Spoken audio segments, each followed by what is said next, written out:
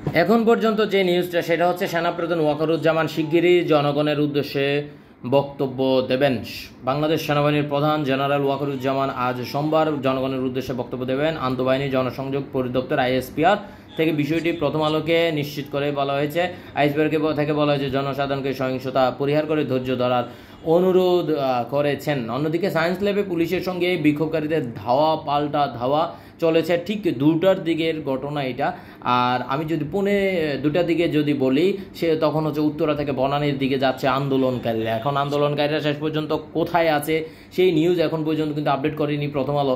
রাজধানীর উত্তরা থেকে বনানী অভিমুখে এগিয়ে যাচ্ছে আন্দোলনকারীর একটি দল। সেখানে থাকা প্রথম আলোর প্রতিবেদক নিজে জানিয়েছে, শিক্ষার্থী অভিভাবক ছাড়াও স্থানীয় মানুষ রয়েছে ওই দলে। তারা খণ্ড খণ্ড মিছিল নিয়ে এগিয়ে যাচ্ছেন। বিক্ষোভকারীরা বেলা 1:30টার দিকে বিমানবন্দরের 3য় টার্মিনাল পার হয়ে সামনের দিকে যাচ্ছেন। আসলে শেষ পর্যন্ত আসলে কি হচ্ছে, কোনো টিভি চ্যানেল, কোনো নিউজ এই বিষয়ে সর্বশেষ আপডেট দেখাচ্ছে না। তারা সবাই সর্বশেষ যে আপডেটটা দিচ্ছে সেটা হচ্ছে যে সেনা প্রধান ওয়াকারুজ্জামান শিগগিরই জনগণের উদ্দেশ্যে ভাষণ দেবেন। সেই ভাষণে কি থাকবে, কি থাকতে পারে, আপনাদের প্রত্যাশা কি জানাই দেন কমেন্টে।